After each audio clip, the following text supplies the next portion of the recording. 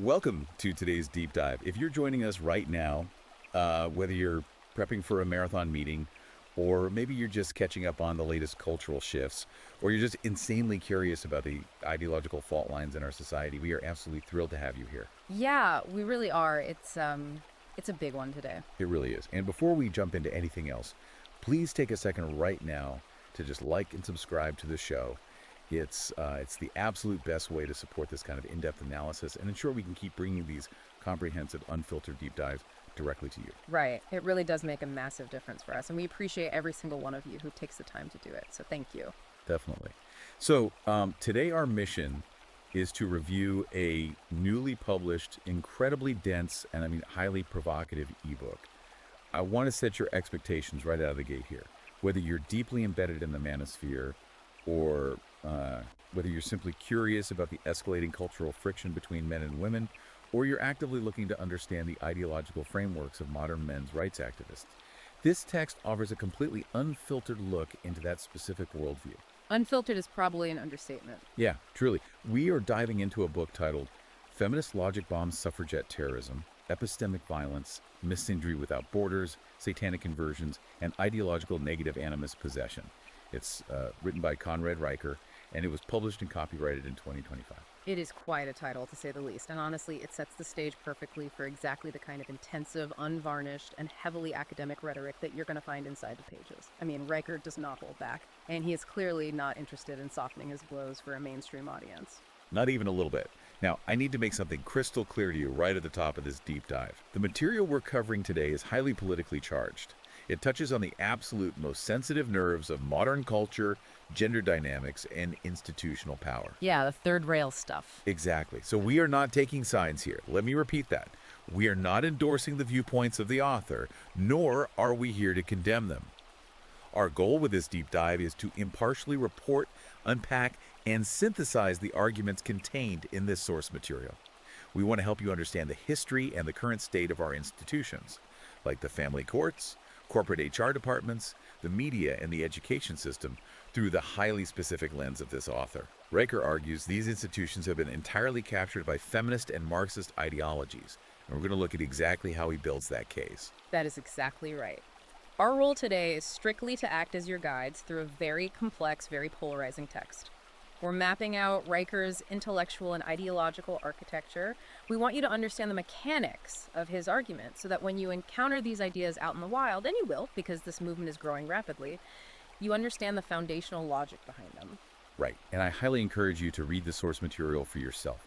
If you want to explore these arguments further and really hook into the raw text, you can buy the ebook right now on Amazon Kindle and Google Play Books. The author also explicitly instructs readers to follow him at Conrad Mark Riker on Substack for ongoing essays and updates. Highly recommend checking those out if you want the primary source. So here's our roadmap for the journey today. We're going to start by exploring the core premise of the book, which involves the concept of satanic conversion. From there, we'll unpack what he calls the maternal archetype hijack, analyze his brutal economic concept of the consumer queen, dive into the weaponization of the legal system, and finally, look at his proposed classical solutions to what he views as an absolute civilizational crisis. It's a massive undertaking, so we should probably just dive right into the deep end. When I first opened this book, I expected a standard political critique of modern feminism. Maybe some arguments about the wage gap or workplace policies. But Riker completely bypasses the whole equality debate entirely. He frames the entire modern feminist movement as a severe pathology. That was the first major shock of the text for me. He fundamentally redefines modern feminism right out of the gate. He rejects the mainstream dictionary definition of feminism as a movement for social and economic equality. In his framework, feminism is characterized explicitly as a religion of female supremacy. Right, he doesn't see it as a political movement at all. Exactly. But he goes even deeper into the psychology of it, describing the movement as a psychological immune response. His premise is that women who have rejected their biological destiny, specifically motherhood and traditional family structures, are experiencing a profound internal crisis. And this movement is their coping mechanism. He essentially calls it a mass delusion born of arrested development. Riker argues that modern culture has encouraged women to refuse to grow up, to refuse to take genuine responsibility for their own happiness, and to avoid confronting the emptiness that comes from rejecting biological norms. So instead of looking inward, he claims they project all of that internal chaos outward, blaming men for their deep-seated unhappiness. And this psychological framing leads us directly into one of the most recurring philosophical themes in the entire book, which is the concept of satanic inversion. Let's spend some real time on this, because satanic inversion sounds like a phrase out of a horror movie.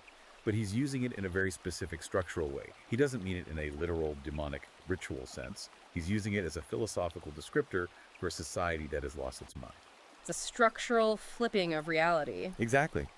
He argues that our modern institutions have completely flipped morality, logic, and natural law upside down. In this inverted reality, things that were historically considered good and virtuous are now treated as evil. Personal responsibility is labeled as systemic oppression. And traditional male attributes like stoicism, physical strength, protectiveness, and the desire to lead are literally classified by the psychological establishment as a disease or just outright toxic. It's a total reversal of the poles. In an inverted system, the victim is the aggressor and the aggressor is the victim. Riker believes that we are living in a society where the truth is not just ignored, it is actively punished, while delusion is subsidized and celebrated. He provides a really illustrative anecdote to anchor this point and show how this inversion operates in the real world. He talks about a specific legal case involving a Swedish father. According to the text, this father was fined 10,000 kroner by the state, which translates to roughly $900. And what was this fine for? Did he physically assault someone? Did he steal? No. He was fined by the government for calling his own daughter princess and for describing his ex-girlfriend as emotional. And here's the kicker. He didn't post this on a billboard or shout it in a town square. He used these words in a private text message. Right. The state literally reached into a private, interpersonal communication, extracted words that are entirely benign in any historical context, and criminalized them. But what makes this a true satanic inversion in Riker's eyes is how he contrasts that father's punishment with the treatment of the ex-wife in the exact same scenario. According to the text, while the father is being financially penalized for using the word emotional, the mother, who actually initiated the destruction of the family, is rewarded by the state. The book claims she left him and the children, and then proceeded to collect full child support, housing benefits, and mental health subsidies from the government, all while actively dating multiple younger men. And the father ultimately lost custody. Yes, and Riker emphasizes that he didn't lose custody because he was demonstrably unfit or abusive in any traditional sense. He lost custody because the Swedish family courts operate on a default, inverted assumption. Men are inherent risks, and women are inherent victims, regardless of the actual behavior of the individuals involved. Riker uses the Swedish court case as a microcosm for a much larger phenomenon he calls institutional capture. He claims that our foundational institutions, our schools, our legal courts, our mainstream media, and corporate HR departments were originally designed and built by men to uphold objective justice, merit, and productivity. But over the last several decades, they have been quietly and systematically hijacked by a gynocentric ideology. And to understand how this capture actually functions day to day, Riker introduces a psychological framework he calls the infant predator schema. This is absolutely vital to understanding his worldview. He says this schema is the cognitive virus that has infected every single policy, law, and agency in the Western world. Let's break down how the infant predator schema works, because it really clarifies his perspective on modern gender relations. In this framework, the captured institutions treat adult women as perpetual infants, meaning women are viewed by the state and the corporation as incredibly fragile, inherently pure, entirely devoid of malicious agency, and in constant need of protection, unearned resources, and emotional validation. Think about how that plays out. If a woman makes a mistake, the system looks for the external factor that caused it. She was stressed, she was manipulated, she was oppressed by the patriarchy. She is never granted the agency of a fully responsible adult who simply made a bad choice. She is treated with the velvet gloves you would use for a toddler. Exactly. And the other half of the schema is how institutions view men. If women are default infants, men are cast in the role of default predators. Men are viewed as strong, yes, but inherently dangerous and morally corrupted. Because of this default assumption of guilt and danger, the system believes men require constant surveillance, immediate control, harsh punishment for minor infractions, and eventually total elimination from any sphere of cultural influence. So under the infant predator schema, if a man and a woman have a conflict, whether it's a divorce proceeding, a workplace dispute, or an argument on a college campus, The institution does not look at the objective facts of the case first. It looks at the genders. The woman is automatically slotted into the infant victim category requiring protection, and the man is automatically slotted into the predator-aggressor category requiring neutralization. Riker argues this is why you see such wildly disproportionate reactions to male and female behavior in our society. Yeah. And this leads us to a fascinating question. If the system is treating everyone like children who need to be managed, where's that impulse coming from? Who is actually running these captured institutions? This is where Riker introduces his theory of the maternal archetype hijack. I found this section incredibly compelling from a sociological perspective. Riker posits that as modern women delay or entirely reject biological motherhood driven by career ambitions or feminist ideology, their innate biological nurturing instincts do not just magically disappear. You cannot just turn off millions of years of evolutionary wiring. Instead, he argues, those maternal instincts metastasize. He cites evolutionary psychologists like David Buss to build the argument that women possess a deep-seated biological drive to nurture, to protect, and to manage a family unit. When a woman is not raising children of her own, that immense reservoir of instinctual energy gets redirected into collectivist tribalism.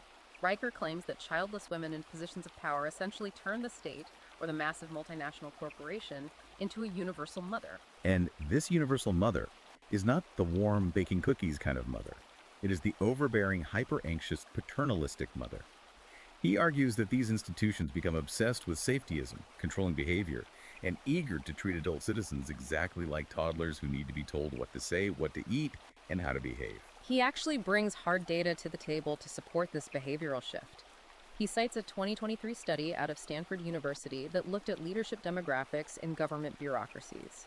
According to the text, the study found that government agencies with female majority leadership are 42% more likely to implement highly paternalistic regulations. We are talking about outright bans on behaviors, strict mandates, and excessive warning labels, rather than using merit-based incentives or trusting the public to make their own choices. Riker's interpretation of that data is brutal. He says, these aren't rational policies made by stoic leaders who understand risk assessment and personal responsibility. He claims these are the neurotic edicts of women who never wanted to be mothers in their private lives, so they subconsciously turned the entire apparatus of the state into a surrogate child they can dominate and control. But how does this control actually enforce itself on a day-to-day basis? It is not always through loud public laws passed in Congress. More often than not, it is enforced through a covert social mechanism that Riker calls GSR, which stands for gossip, shaming, and rallying. This was a massive part of his argument, and is something I think every listener has probably witnessed or experienced at some point. Riker identifies GSR as the primary historical female weapon for social control. He says it operates invisibly. He uses this great analogy where he calls it a fungal mycelium network, running just beneath the surface of society, quietly poisoning the roots of truth and merit before they can even sprout. It is a brilliant analogy for how whisper campaigns work. He describes GSR as a low-cost, incredibly high-impact weapon system deployed almost exclusively by women.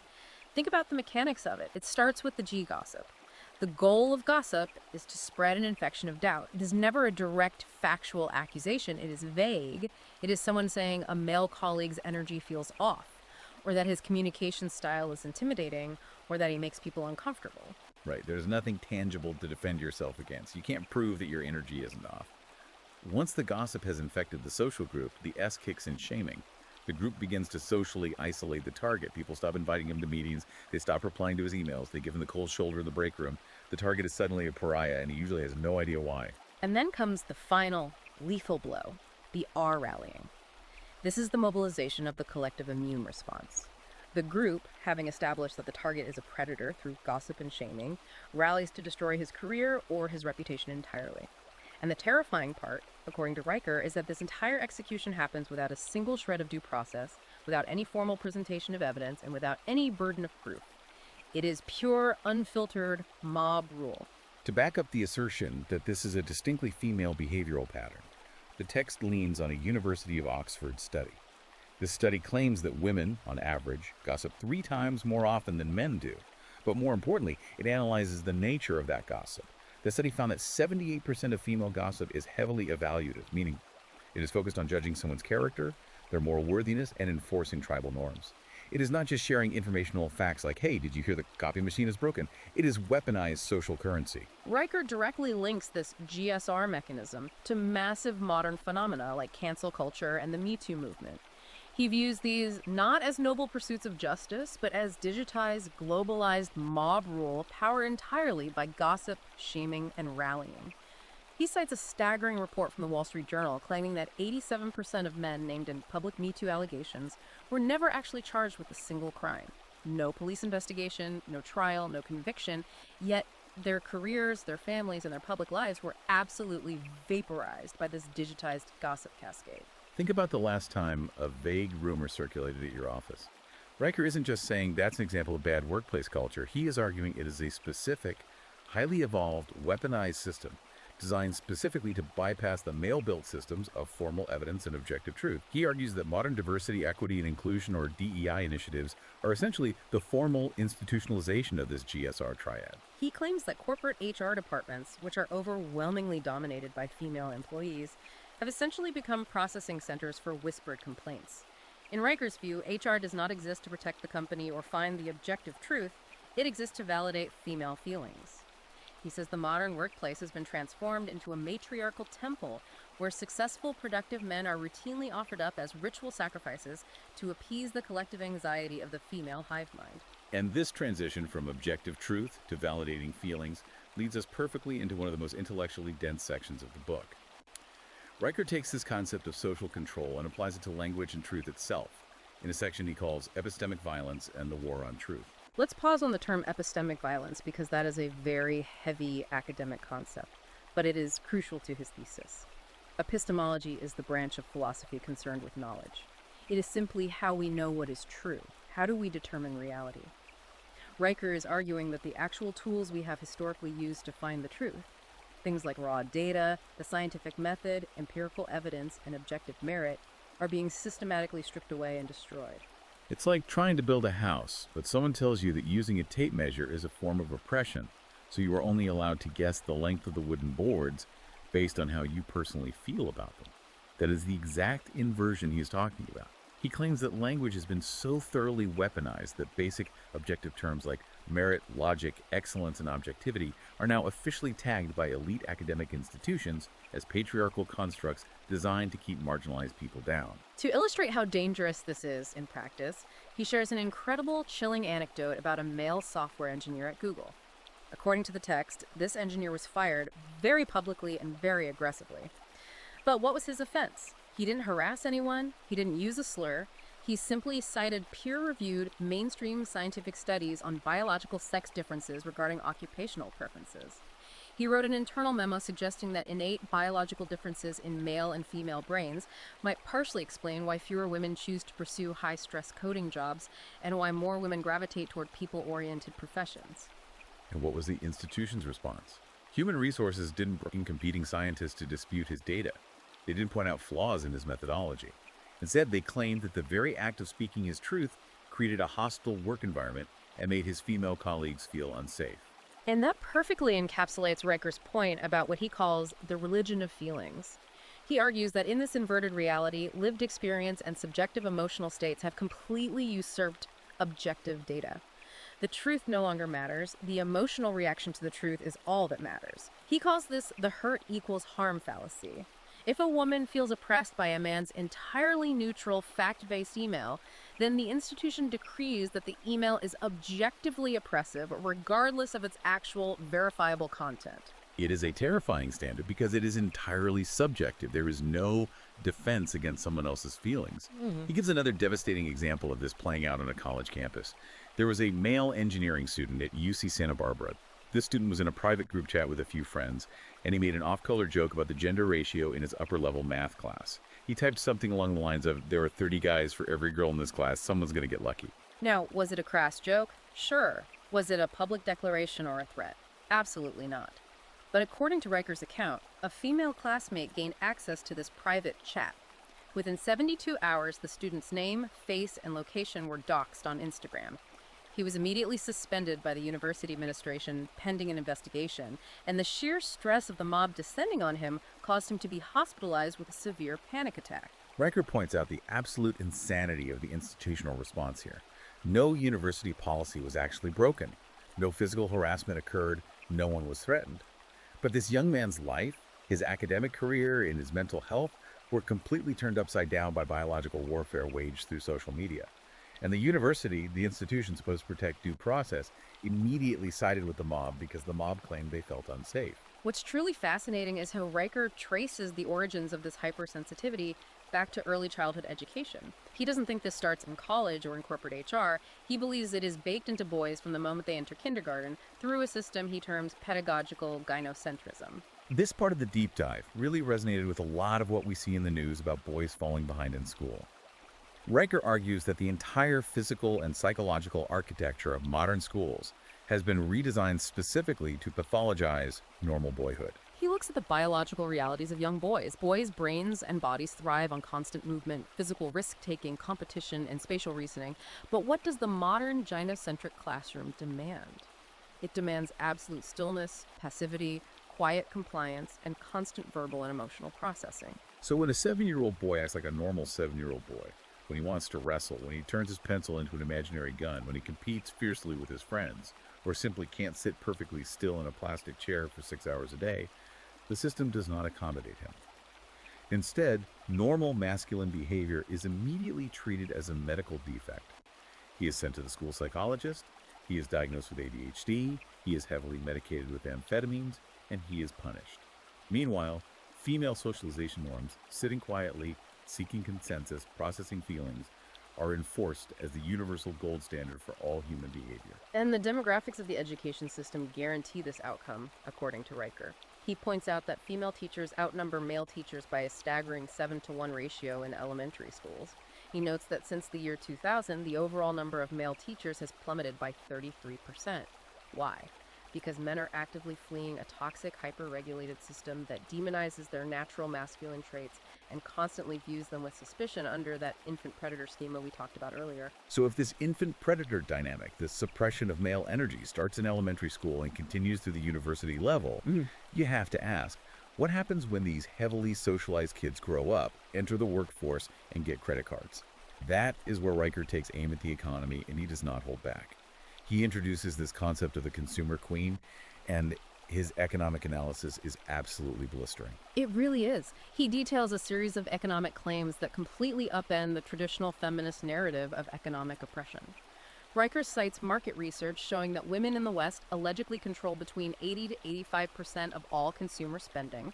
They make the vast majority of purchasing decisions for households. Yet, he points out, women contribute significantly less to the overall GDP in terms of raw economic production, infrastructure creation, and tax revenue compared to men. He provocatively labels this massive imbalance as a form of economic parasitism. He goes directly after one of the most sacred cows of mainstream feminism, which is the pink tax. We've all heard of the pink tax, the idea that products marketed specifically to women, like pink razors or special shampoos, are unfairly priced higher than the male equivalents, and that this proves the market is rigged against women. Riker aggressively dismantles this. He argues the pink tax isn't systemic oppression, it is basic, fundamental supply and demand driven entirely by female consumer choices. He argues that nobody is forcing women at gunpoint to buy a razor with a 40% markup just because it's pink. The market prices those items higher because women willingly choose to pay a premium for aesthetics and marketing. They choose to buy the $200 10-step skincare routine instead of a $5 bar of soap. Riker asserts that you cannot claim to be oppressed by a market that you almost entirely control with your own wallet. And he contrasts this myth of the pink tax with his own very real concept, the blue tax. He asserts that while women are buying luxury skincare and aesthetic goods, men are burdened with the vast majority of the invisible cost that actually keeps society functioning. Men pay the lion's share of auto repair bills, home maintenance costs, life insurance premiums, and the costs of dating and courtship. Riker uses this to launch a massive critique of what he sees as rampant female hedonistic spending. He brings up a highly viral story that perfectly encapsulates his point. There was a young woman who went viral on TikTok. She makes roughly $55,000 a year at a basic entry-level job. She openly admitted to having massive, crippling student loan debt and thousands of dollars in revolving credit card debt. Yet she proudly posted a video celebrating that she just leased a $12,000 Tesla, and she framed this horrific financial decision as an act of feminist empowerment and treating herself. Riker notes the staggering statistic that women hold 68% of all consumer credit card debt in the United States.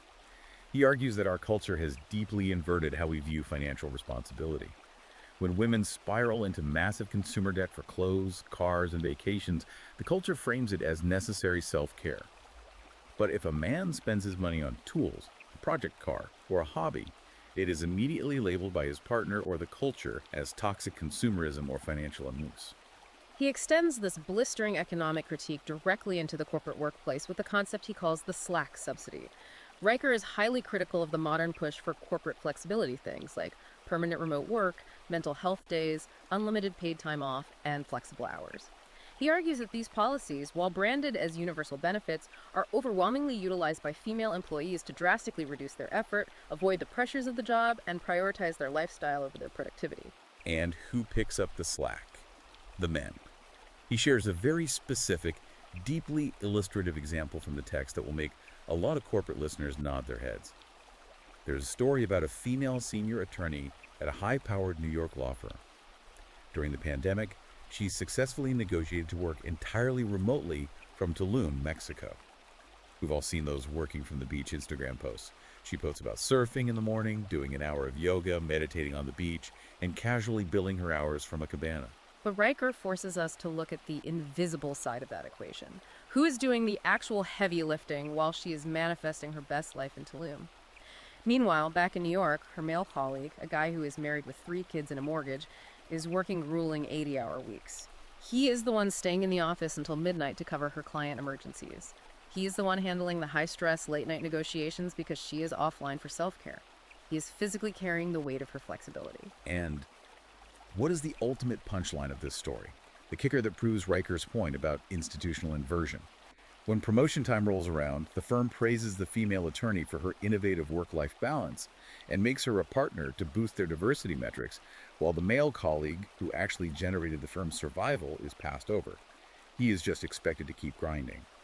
Riker uses this Tulum story to draw a very dark, stark conclusion about modern gender dynamics in the workforce. He believes that women fundamentally want the titles, the prestige, the corner office, and the massive paychecks of corporate power, but they absolutely refuse to accept the grueling responsibility, the crushing stress, and the personal sacrifice that actually builds and maintains that power. He claims they want to consume the infrastructure, leaving men to act as the silent, unappreciated, disposable infrastructure of society. Men build the roads, women just want to drive the luxury cars on them. That concept of men as disposable infrastructure leads us right into what Riker considers the absolute most severe, catastrophic consequence of this gynocentric system. We are moving into his analysis of legal weaponization and what he ominously titles the death of fatherhood. This section is where Riker relies most heavily on hard, institutional statistics to make his case that the state is actively at war with men. He points a massive spotlight at the family court system, citing claims that a staggering 96% of contested child custody battles end in favor of the mother. Let that number sink in. 96%.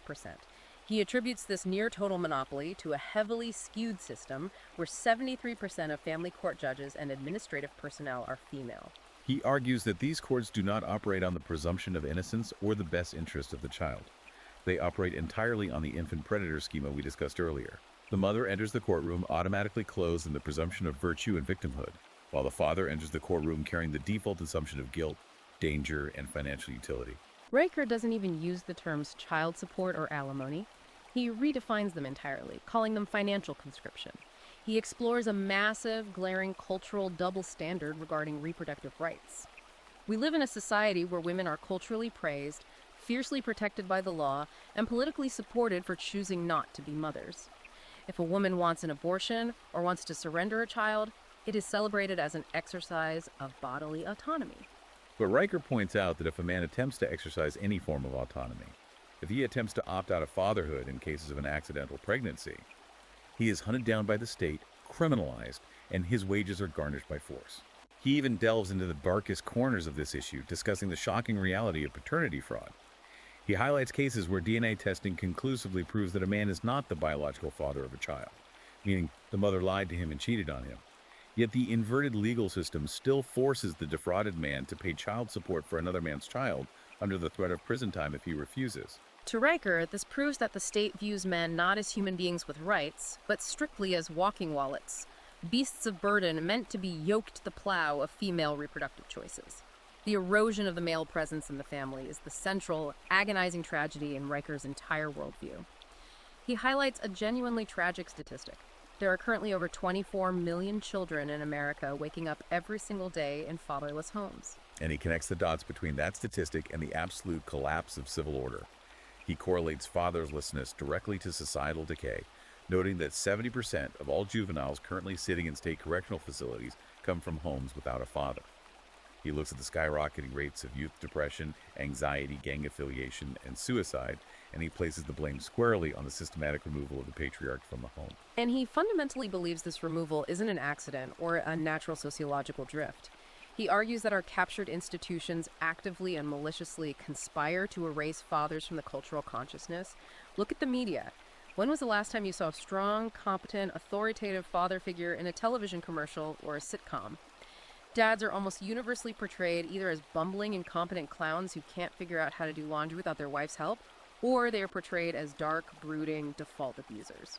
In schools, any form of traditional paternal discipline setting strict boundaries, demanding excellence, enforcing consequences, is immediately labeled by educators as toxic masculinity or borderline abuse. He even mentions an unbelievable anecdote about a public elementary school that literally canceled their annual Dad's Night event. The school board's justification. They stated that male presence introduces an element of risk and anxiety to the children, even if it is merely symbolic.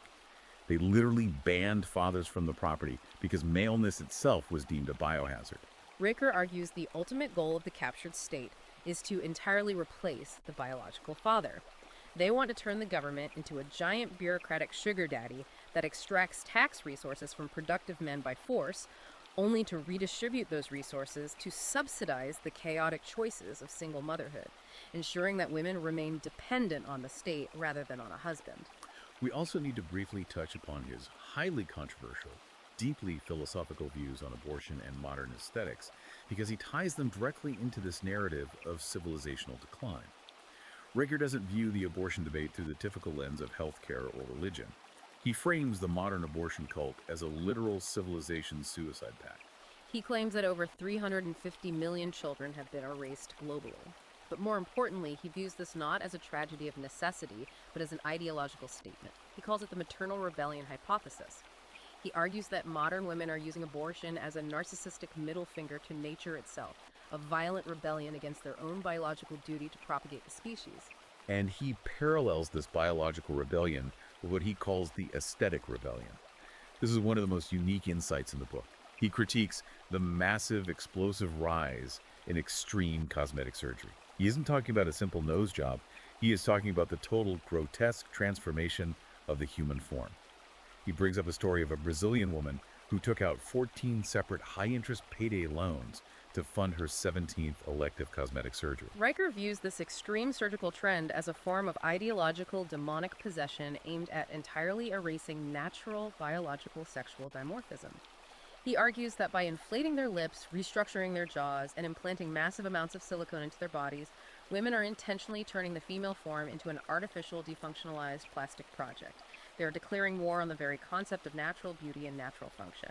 Okay, so after laying out this exhaustive, multi-layered, incredibly dark critique of modern society, where the courts are weaponized, the economy is parasitic, truth is dead, and the institutions are actively hostile to men, what is Riker's solution? How does he propose a man actually navigate this hostile landscape without losing his mind or ending up in prison?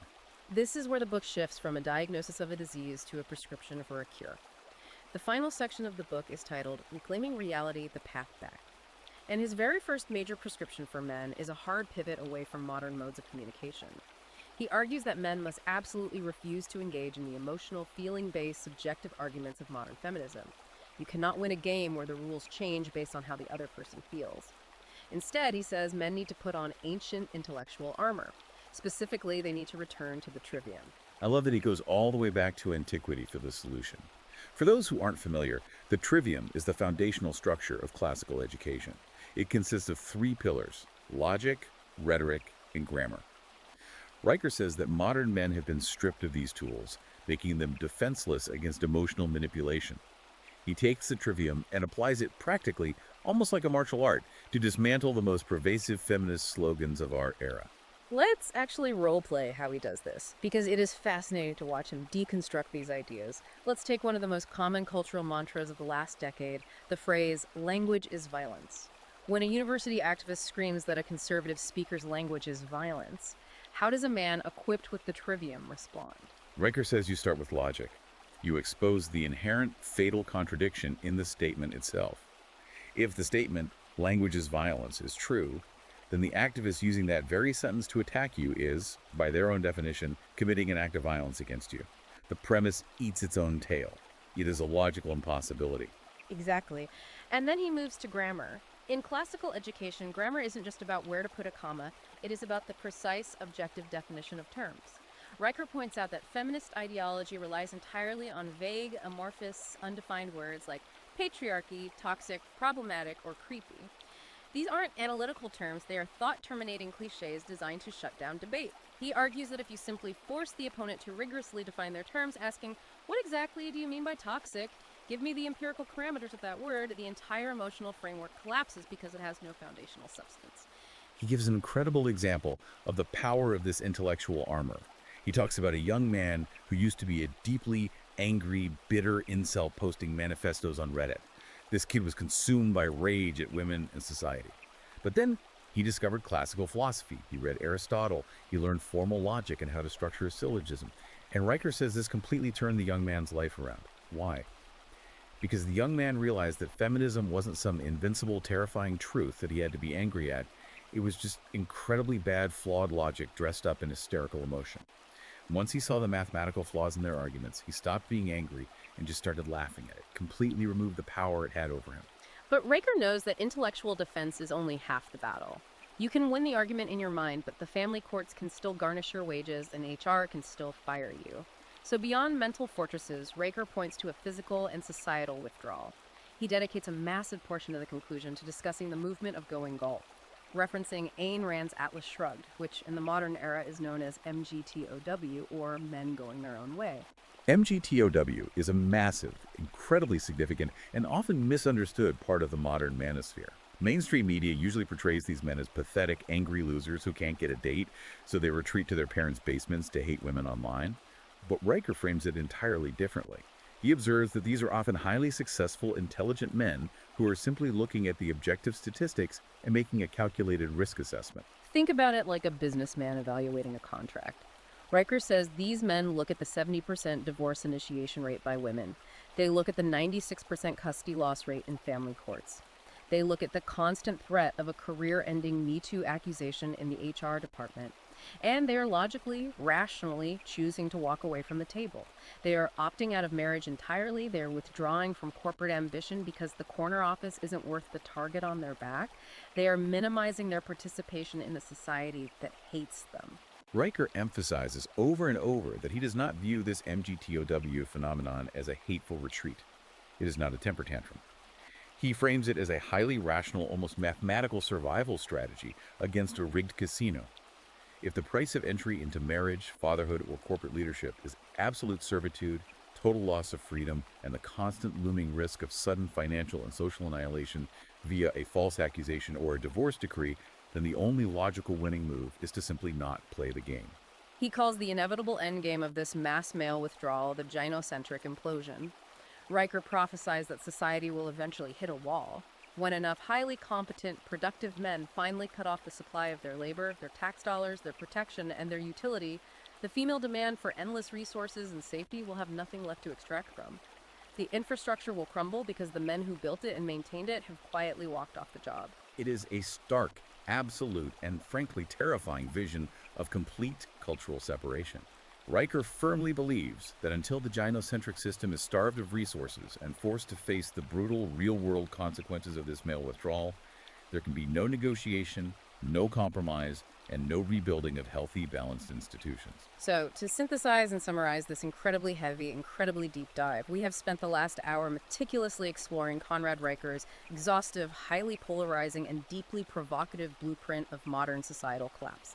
We have examined his core thesis that our institutions have been entirely inverted by a gynocentric, feeling-based ideology. We've traced his intense arguments from the weaponization of the Swedish family courts and corporate HR whisper campaigns to the staggering economic parasitism of the modern consumer lifestyle, all the way down to the psychological suppression of the natural maternal archetype. It is an absolute sweeping systemic critique of everything we accept as normal in the modern West. And again, I want to reiterate to you, our listener, the explicit purpose of this deep dive. Our goal today was to objectively unpack this deeply challenging source material. We wanted to provide you with a clear, structured, and unflinching window into this specific manosphere and men's rights framework. Whether you agree with a single word Riker wrote, or whether you find his worldview entirely repugnant, you need to understand the arguments that are driving a massive, significant, and rapidly growing cultural movement among young men today. Understanding the architecture of an ideology is the only way to actually engage with it in the real world. Exactly. And as we wrap up, we want to leave you with a final provocative thought to mull over on your own as you go about the rest of your day. We are currently living in a cultural landscape where men and women are increasingly consuming entirely different media realities. They are being fed different algorithms, and they are beginning to operate from fundamentally opposed, highly tribal ideological frameworks, like the intense, absolute scorched earth framework presented in this book. If men and women no longer even agree on the basic definitions of words like truth, justice, or merit, how does a society ever go about rebuilding a shared language of trust?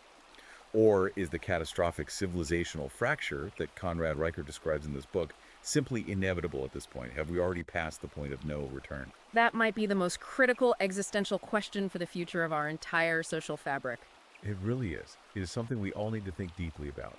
Remember, if you want to dive into the original text yourself, to explore these arguments firsthand, to see his footnotes and his data, go buy the ebook right now on Amazon Kindle and Google Play Books.